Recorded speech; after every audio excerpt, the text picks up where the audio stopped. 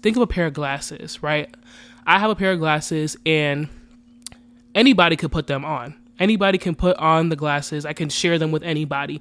But at the end of the day, nobody's going to be able to see out of my glasses better than me because they're designed specifically for me. They're not designed for me to be sharing them with 10 other people, 20 other people, whatever the case may be. So even though they put on the glasses, even though I shared the glasses with them, the vision is always going to be blurry and my prescription is high. So I know some people just straight up can't even see anything out of my glasses. And you have to think of your dreams and your goals and your purpose in life that way, like a pair of glasses. Your vision for your life, your dreams, your goals, your aspirations, they are designed specifically for you. And when you go sharing them with people, you have to keep in mind that it's like a pair of glasses. They're not going to be able to see what you see. What's up, y'all? Welcome to the Hood Soft Life podcast. I'm your host, Sabrina, and in this podcast, we talk about navigating the challenges that come with growing up in the hood and leaving those challenges behind for a soft life. Growing up in the hood comes with its own set of challenges, but what people don't tend to tell you is not only do those challenges follow you once you've made it out physically, but they tend to intensify. So I'm bringing you along on my journey. I'm going to be honest with you about the struggles and the lessons that I'm learning to achieve a soft life. In this episode, we're going to be talking about how not everything is for everybody, and that's a hard lesson to learn. So let's get started.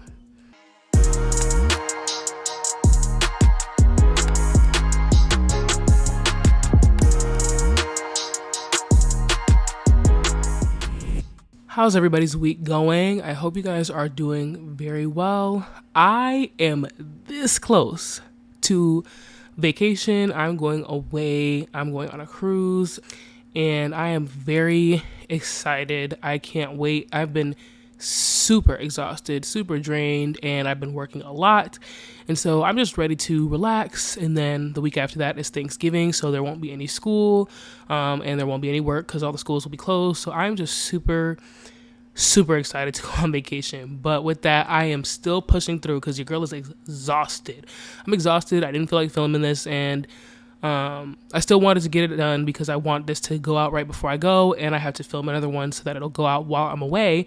But I'm so excited, and I hope that you guys are very excited if you celebrate Thanksgiving. I'm hoping that you guys are getting ready to travel, and I hope that you guys have safe travels, all that extra stuff, and I hope that you guys are taking the time to rest. Also, I'm very, very exhausted from this election. It was a draining election, especially as a woman of color, and I know a lot of women of color are feeling it right now, and it's just super draining. So I just want to do a quick little mental health check and see how everybody is doing. I posted one the day of the election, and I'll post one again once this comes out because I just really want to see how everybody is doing, election or not. Like, how's your mental health? Are you doing okay?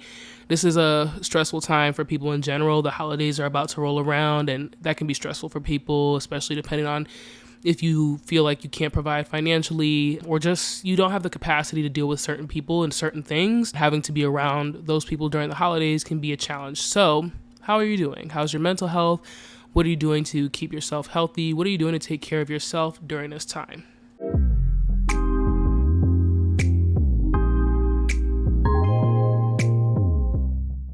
All right, let's go ahead and jump into today's topic. Not everything is for everybody. Recently, I was struggling with some feelings of just sadness and depression, and I was really struggling a lot, and I ended up taking a mental health day from work. I didn't go to class. I was really trying to figure out what was going on. I mentioned recently that I started taking medication for anxiety, and the anxiousness has dropped a lot, but for some reason I was just feeling very sad and very lonely, and I couldn't really figure out what was going on. And so I just really needed to take a day to figure out what I can do to be healthy. And I tried journaling, I tried praying, I tried doing all those things, but in all honesty, I wasn't feeling it. I wasn't having it. So I picked up my phone and I was just mindlessly scrolling, trying to avoid how I was feeling. And I came across a video that talked about the story of Joseph in the Bible. Now, I do identify as a Christian. If you don't, this is still a very welcoming space regardless. And I think that you would get some value out of this story and out of this episode for today. But we are going to be talking about faith. The story is about Joseph, and essentially, I'm going to give you a very short and sweet summary. I'm also not done with the story, so I don't want to give you everything, because if you want to read it, you can. And also, I haven't finished yet. Hopefully, I'll finish at my Bible study with my friends. But long story short, the Instagram video that I was watching really spoke to me. It made me very emotional because it pretty much talked about how not everything is for everyone, and you really have to be careful with who you share what with, because as much as we think that our loved ones or the people around us support us, you just never really know what weapons are being formed against you and where those weapons are going to come from. So you just have to be very particular about who you share what with. And so I'm going to give you a very short and sweet version of the story of Joseph. If you are curious to learn more about it, I highly recommend reading it. It is in the book of Genesis. I think it starts in chapter 40, if I'm not mistaken. But if I'm wrong, I'll put it somewhere on the screen and I'll leave it in the description. But I have some notes here. So essentially, here's what the story of Joseph is about. Joseph is one of many brothers, and he was hated by all of them because his father really loved him. Joseph had a dream that his wheat stood tall and his brother's wheat fell down, and all the other ones bowed down to his wheat. And so he ended up going to his brothers and telling him, like, hey, I had this dream that my wheat stood tall and your wheat bowed down to mine. And so the brothers were furious, and they were like, well, what are you trying to say? Like, are you going to rule over us someday? Like, why would you even tell us that? What does that even mean? And Joseph, according to my interpretation, is just like, I don't know. It's just a dream I had. I just wanted to tell you guys, like, you guys are my brothers. I really care about you. And I'm very excited about the dream. I don't know what it means, but I just want to share it with you. And so they're upset. They're annoyed, whatever. Joseph goes to bed, has another dream. Essentially, it's the same thing, but this time, even his mother and father's wheat bows down to him. And so he goes back the next day and tells his brothers the same thing. Like, I had another dream and it was the same thing, but like even mom and dad were bowing down to me. And he even tells the story to his father in addition to his brothers. So the brothers are furious. They're like, bro, what is that? Like, what are you trying to tell us? Like, are you going to be in charge of us? Are you going to rule over us someday? And the dad was kind of just like, okay, like, good to know. Thanks for telling me. And so he didn't learn from the first time and told the brothers the dream again. And he still didn't really understand what his dream meant. He was just sharing it according to my interpretation of the book. And so the brothers were furious, and they were like, you know what? We can't have this no more. We're going to get rid of him. And so the brothers had planned to kill Joseph. They wanted to kill him. They wanted to stop his dreams. They were sent out to go get something for their family. I don't really know. I don't remember what. But they were sent out to get something for their family, and Joseph ends up meeting the brothers there. And when he shows up, the brothers strip him of like this garment that the dad made specifically for him, and they get ready to kill him. But one brother is like, I don't want to do this. Like, he's trying to find a way to like save Joseph and stop them from killing him, but he doesn't want to say that out loud. So he ends up saying, well, why don't we just throw him into this well for right now, and we can figure it out later, because we don't want to kill him, right? Like, what are we going to do? What are we going to say? And so they end up throwing him into the well, and the brother who's trying to save him leaves for something. And while he's gone, the other brothers are like, all right, so-and-so is right. We don't want to kill him, because that's going to come back on us, and that's going to be on our spirit. So instead of killing him, let's sell him to slavery. And so they ended up selling him to slavery. And what they did is they took the garments that they took from Joseph. They covered the garment with the animal's blood, and they went back to their father and said, we found this. Is this Joseph's? And the father just starts crying, and he starts breaking down. And he was like, my son got attacked by an animal out there, and he's upset that he lost his son, and he grieves his son for many, many days, many months. While they're planning to kill Joseph, while they're out there and they have him in the well, they're like, let's see how many dreams he has now once that we kill him. And I just thought that was really, I didn't even have words for it, but it was just like, this is supposed to be somebody that y'all care about. And you see how they were very specific and like, we're coming after him for his dream. So that was what I got at the first half of the story. And I don't want to give all of it away, because I really do want to encourage people to go and read it, because it's just such a good story. But I'm also going to share some parts of it later on as we continue to talk about it in the episode.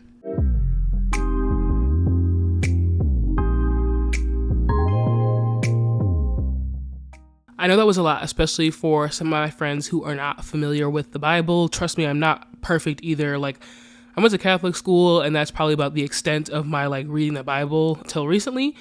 But that's the short and sweet version. I'll also share the video again so that you guys can see the video that I came across that introduced me to the story. But I want to talk to you guys about some of the key takeaways I got from this story and why it resonated with me so much. And so the first thing is that not everything is for everybody. You have to be very particular about who you share what with, because you just never know how the enemy, or whatever you want to call it, is going to use people against you. And you never know who is going to be used against you to stop you from achieving your goals and your dreams. I remember growing up, I always felt very different from the rest of my family. And it wasn't just because of the way that I looked. It was also just, at first I couldn't even put like words to it. It just felt like there was a disconnect between us. And as I got older and I started to develop my personality and my own ideologies, I realized like we just don't have the same mindset. We don't have the same end goals. And now that I'm an adult, I understand that that's perfectly okay. But at the time, it really caused a lot of conflict because I wanted one thing and I wanted it a certain way. And it felt like they just didn't understand me and they weren't trying to understand me. And it felt to me like they were just trying to keep me from reaching my goals and my dreams. And I just remember sharing things, not only with family, but like with friends. I would just share like, oh, I want to do this, or oh, I plan to do that, or whatever I was excited about. I was just sharing it with them, and I wouldn't get the response that I thought I was going to get. I didn't get the support. I didn't get the enthusiasm that I thought I was going to be getting from my family and friends. And it really made me sad. At the time, I didn't really think about it, but I internalized that so much. It just one, solidified that I was so different from the people that I was around. And two, it was just like, these are supposed to be the people that care about me the most. Why aren't they excited for me that I'm going to pursue X, Y, and Z, or that I want to become whatever the case may be? And it really just made me feel alone, and it made me feel very isolated. And it felt like there was something wrong with me for wanting different. On top of that, I had people who really worked hard to stop me from achieving my goals and my dreams. I really had people who tried to create obstacles, who tried to create all these barriers because I told them about what I was planning to do, thinking that they were going to support me, and they weren't. They were really just trying to figure out how they could stop me from doing that.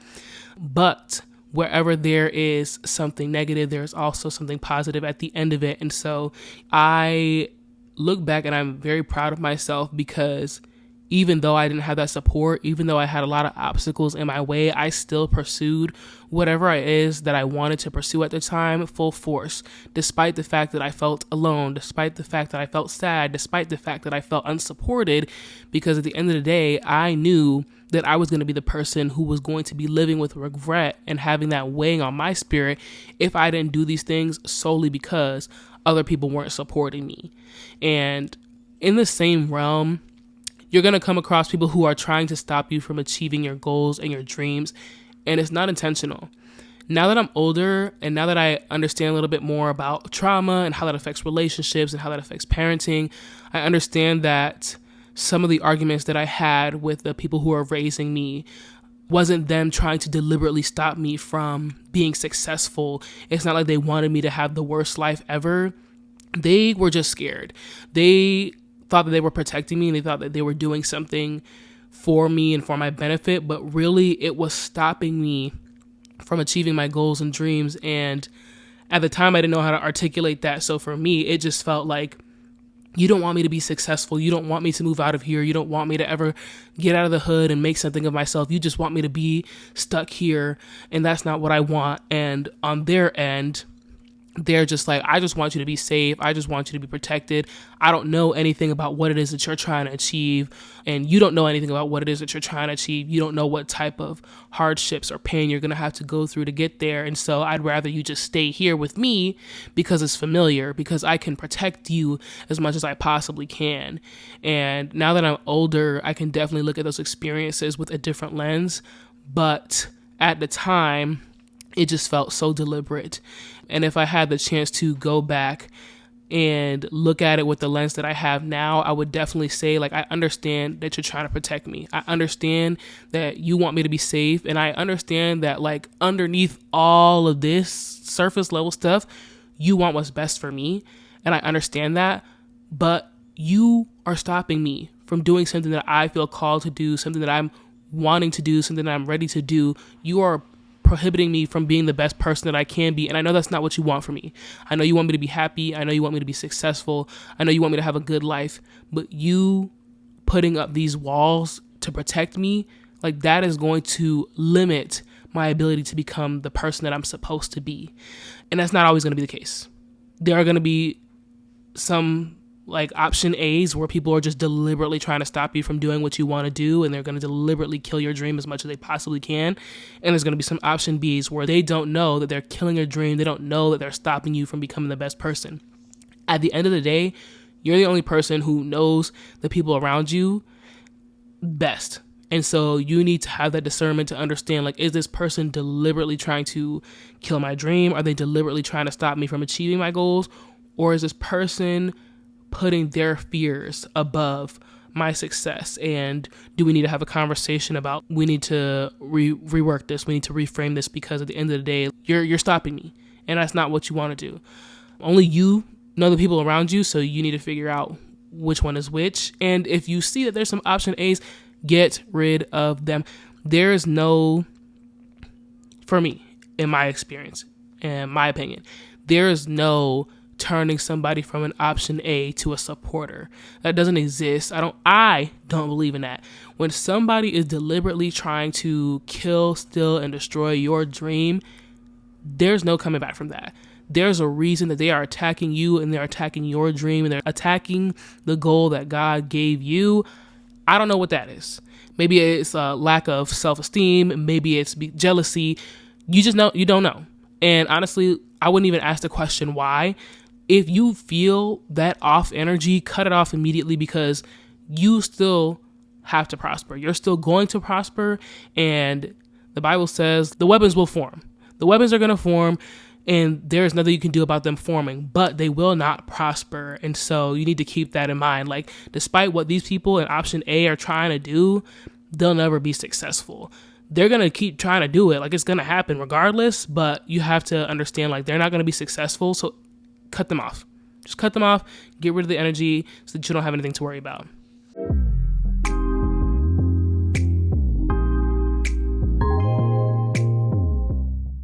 Okay, I wrote this down and I really need to share it because I thought I ate with this. But anyways, what I also learned in the story that's still part of keynote number 1 is that God gave you that vision.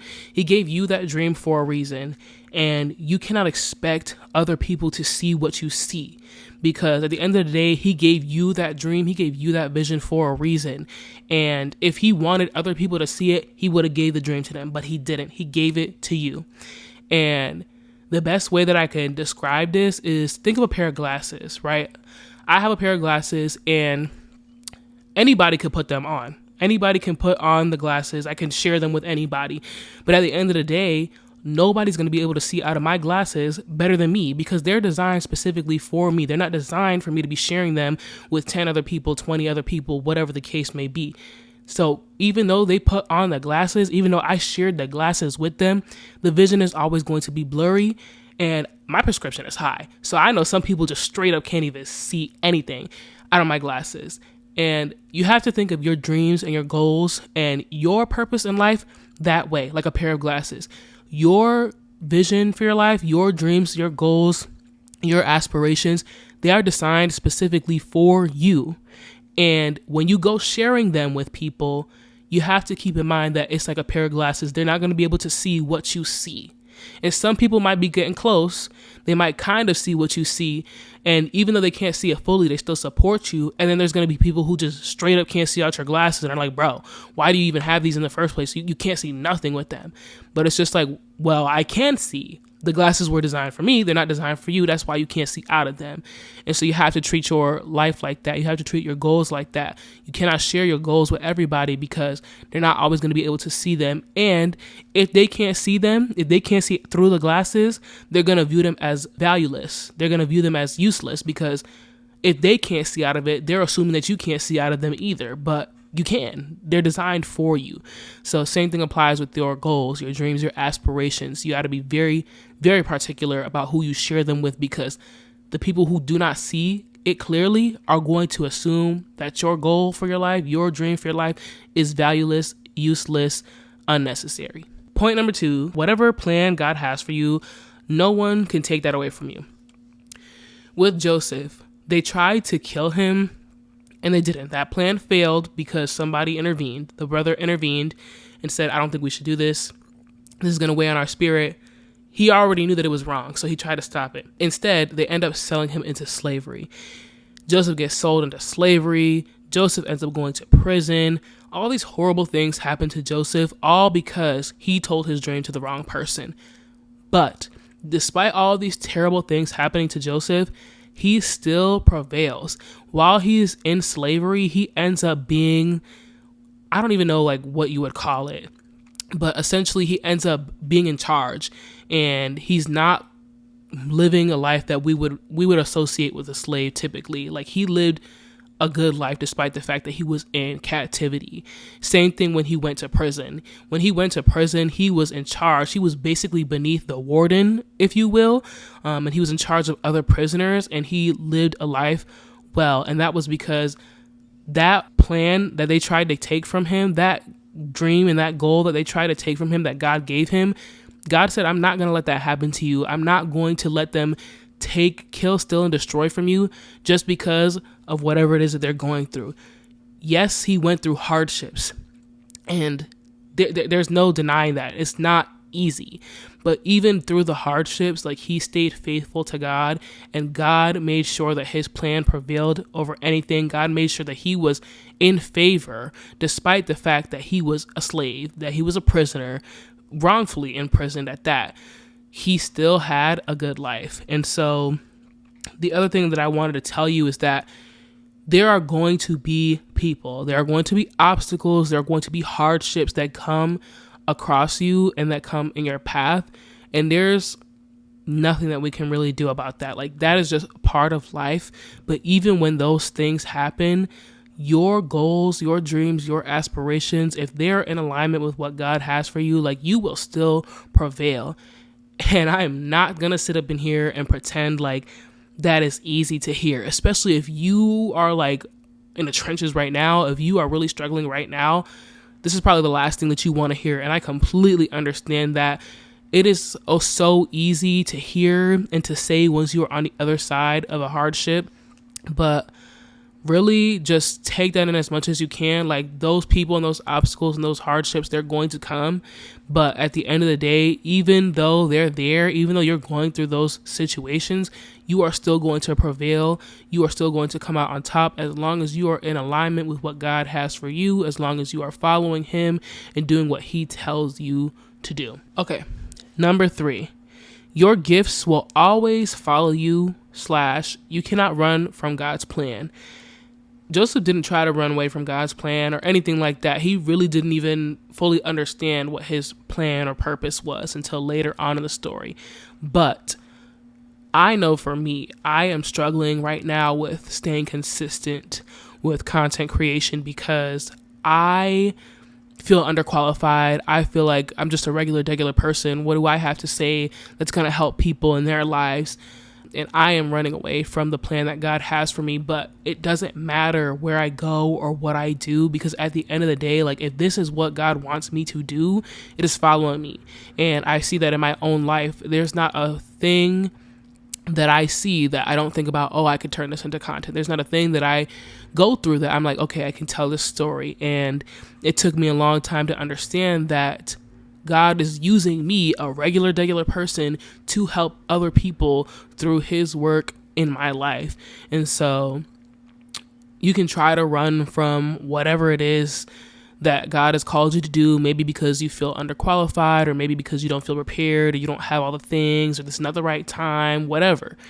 At the end of the day, like, you can run from it as much as you want to, but there's nowhere to go, because he's going to make sure that you fulfill the gifts and talents and the purpose that he placed on your life. And not for nothing, if that is in alignment with where you are, and if you're in alignment with where God wants you to be, it's something that you want to do. You're just scared. Like, for me, I want to make content. I want to grow this podcast and help people and talk to people. That's something that I want to do, but I'm scared. I'm scared of not feeling qualified enough, saying the wrong thing, giving somebody bad advice, whatever the case may be. And so I try to hide from that. But at the end of the day, like, it's still something that I want to do. And so that follows me everywhere that I go. And I come up with ideas everywhere. Like, I have so many notes, but I get nervous whenever I turn the camera on, or sometimes I try to procrastinate, or I'm just like, no, I don't want to, I'm tired. And I try to run away from my purpose, but really there's no running from that. And so just like how nobody can take it away from you, that includes you. You can't take God's plan from yourself as much as you try to, because you feel like that's not what you want to do, or that's not how you thought your life was going to go, or you don't feel ready. Like, it doesn't matter. That is your purpose in life, and you can't run from that. With point number 3 of you can't run away from your gifts, or they'll always follow you, I want to bring that back to the story. Throughout the story, we end up finding out that Joseph's gift is that he can interpret dreams. And although he never interpreted his own dream to his brothers, and according to my interpretation, he didn't really understand his dreams at the time, he was able to interpret other people's dreams throughout his journey. Throughout his journey, he meets other people, and they're like, I have this dream, but I don't know what it means. And so they go to Joseph, and Joseph says, I can't tell you, but God can tell you. And so here's what God says. Your dream means X, Y, and Z. And every interpretation that he told came to fruition. That is something that we need to keep in mind with ourselves. God gave Joseph his gift of interpreting dreams, and God used Joseph to do that, to tell people, like, this is what's going to happen, or this is what your dream means. And those things always ended up happening. Same thing applies for you. God gave you your gift. God gave you your dream for a reason, and it's going to happen. But how that happens, or how long it takes, that is up to you, depending on whether or not you follow through with that. For example, if God gives me a dream, and in my dream, I see that I'm going to be married, I know that that's going to happen at some point, but I don't know how long it's going to take. But if I start doing things that are not in alignment with what God wants me to do, or if they're not in alignment with that end goal, it doesn't matter if I say, like, I don't want to be married, and I'm going to do X, Y, and Z to make sure that I'm not married. Bottom line is, like, we're going to get there at some point. We just don't know how long it's going to take, because now instead of going left, we're going to go right, and then we're going to have to make a U-turn, and then we're going to have to go over here, and then we're going to go to the fork in the road. Like, you're just delaying the process. But the thing with Joseph, right, is that his gift followed him wherever he went, and God made sure that wherever he went, he used his gift, because that is the purpose, and that was the plan that God had for him. And so even though his brothers tried to kill, steal, destroy his dream, his goals, his gift, he still ended up using it wherever he went. And because he used his gift, because he was faithful to God, he always ended up in a favorable position. Even though he was a slave, even though he went to prison, he still ended up in favor. And I'm close to the end of the story, but I'm not at the end. But where I'm at right now, like, Joseph ends up way further than anybody would have ever expected for his life, especially his brothers who tried to kill him, because he used God's gift and because he was faithful to the plan that God had for him. He could have easily given up when he was sold into slavery. He could have easily given up when he was falsely in prison. He could have gave up at any point in time, and he could have said, nah, forget this, man. Like, I'm not going to do this. I'm not interpreting no more dreams. Like, forget your dreams. Don't come to me. I don't have nothing for you. But he doesn't do that. He still does what God tells him to do. He still uses his gift, despite the fact that earlier in the story, he didn't even know that that was his gift. He didn't even know that that was the plan in which God had for him, that he was going to be able to interpret dreams. And he didn't even understand what his own dream meant at the beginning of the story.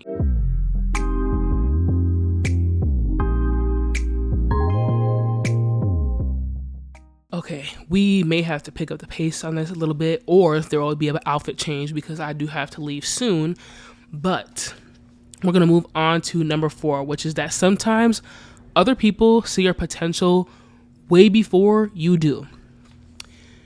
This is definitely the case for me. This is literally like my life story for the last 24 years in one bullet point. But Joseph's brothers were mad because one of where their position was in the dream. They were mad that it was their wheat that was falling down to Joseph's instead of the other way around. If it was the other way around, there would be no ill feelings. Nobody would be upset. But one, they were mad because of their position in the dream, but they were also mad because to them, that was a very real possibility. They already saw that he was highly favored by their father, that their father loved him so much. And so they resented him for that already. And so the fact that he came to them and was like, oh, my wheat stood tall and your wheat bowed down to mine, they knew that that was a potential possibility that they would have to bow down to him at some point. Now, they don't know on what level, but they see his potential. And meanwhile, Joseph is just 17 years old. Like, I don't know, I just had this dream. I figured I'd tell you. And so they plan to kill him because to them, that dream will come to fruition. For them, that is a real possibility of the fact that they'll have to bow down to their own brother. And so that's why they set that plan in motion to kill him, because they were just like, nah. Like, we see the potential. We see that it's a real possibility. And what are we going to do about this? Because we can't have this happen. He's first of all, he's younger than us. Joseph was the youngest brother. But also, we don't want to go for that. Like, he's already highly favored. Dad loves him way more than the rest of us. We can't have that. So here's what we're going to do. We're going to go ahead and make sure that we kill him so that he doesn't follow through with his dream, whatever. So he can stop having his dreams. They saw Joseph's potential long before Joseph saw his potential. Joseph doesn't even understand like what the dream is about, according to my interpretation. He's just telling his brothers because, hey, like I had this cool dream. Like, I don't know what it means, but isn't it cool? And they're like, no, bro, it's not cool. As a matter of fact, like that's a little too realistic for us and we don't like that. And so that can be the case in your life. Like when you tell your dreams, your goals, your aspirations to people, you might feel unqualified. You might not feel ready. You may be a little shaky on that. Even though you don't feel ready to execute right away, you just know that that's something that you want to achieve. That person already sees you achieving that goal, that dream, that aspiration, and they're mad because that they don't see that for themselves. They don't see that potential for themselves, but they see it for you, and they don't want you to have that. And so that's why they try to stop you and stop your plan at any point in time, because even though you don't see yourself right there right now, you're looking at it as like, oh, this is such a dream of mine, or whatever the case may be. To them, they already see you in that position, and they're mad about it because they don't see themselves there. And so they're going to do what it takes to cut your potential so that your potential never grows and so that you never reach your fullest potential. Be very, very, very, very, very, very careful about who you share your dreams with, because not everything that glitters is gold. Not everybody that's you think is for you. And I'm not trying to cast doubt on every relationship that you've ever had. I'm not trying to do that at all. I'm just solely saying that there are some things that are for you and you alone. There are some things for you to share with a very small group of people. And then there are things that you can share publicly that it's not too big of a deal if you share it. And you need to determine which one goes in which category.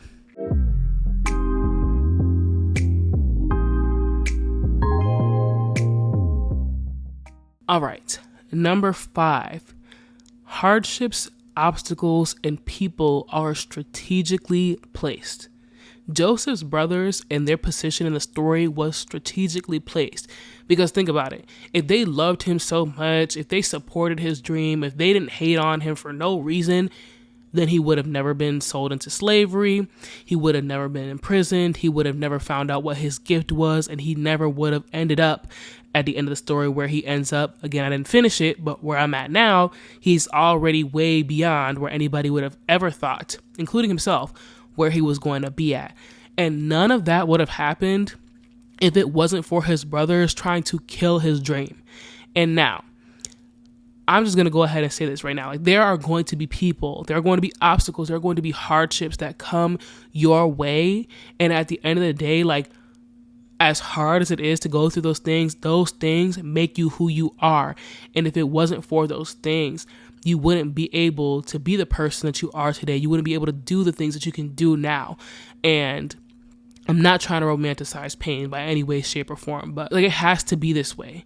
It has to be this way. If they loved him, if they loved his dream, like, he would have never been able to rise up and become a leader in Egypt, nor would he be able to raise up his family, because not only does Joseph rise up and become a leader of Egypt, he ends up bringing his family with him. Despite the fact that his own brothers sold him into slavery, he still welcomes them back with open arms and says, come and live with me.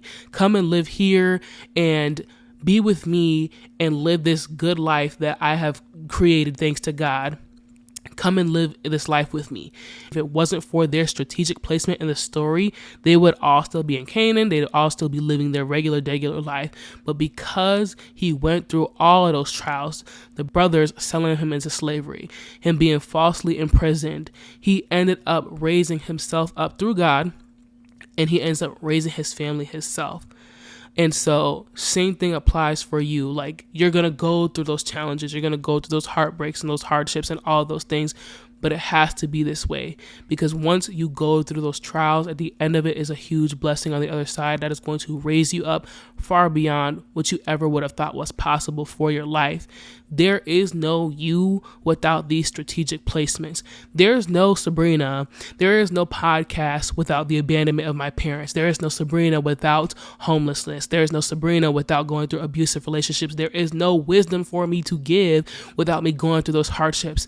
And yes, it is very hard to go through those things, and you are not going to feel this message while you are in that situation. I completely understand that. It is very hard to feel any sort of positive or see any positive outlook when you are going through something so challenging, when you are going through something so painful and so hard, through a betrayal, whatever it is that you are going through. It is going to be hard to see any positive at the end of the light. But at the end of the day, I would not be here if it wasn't for all those experiences I had. And I'm just a regular person. I'm just an everyday person. And so if it can happen for me, it can definitely happen for you. If you're going through something difficult right now, if you are going through a trial and tribulation right now, please know that at the end of that trial, there is a big blessing on the other end of it. And there is no you without that trial. There is no character development if there is no trial. There is no way from you to be this person at the beginning of the year and this person at the end of the year if you didn't go through the ugly shit in the middle of the year, throughout the year. Again, it is going to be so hard to hear this message while you're going through something, but please know that all those hardships, those people, those heartbreaks are strategically placed for you to come out on the other side with an even bigger blessing than you would have ever imagined for your life.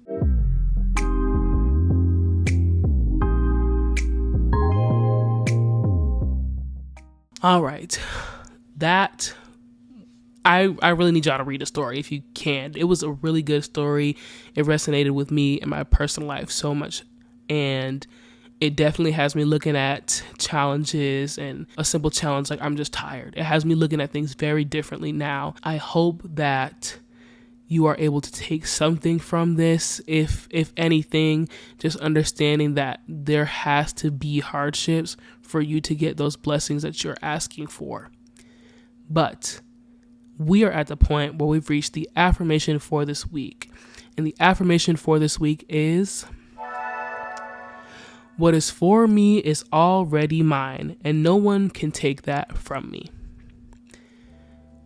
I'm going to go ahead and repeat this 3 times. If you want to close your eyes, you can close your eyes. If you want to write this down, however you want to implement this positivity onto your life, find a way to do it. And so, what is for me is already mine, and no one can take that from me.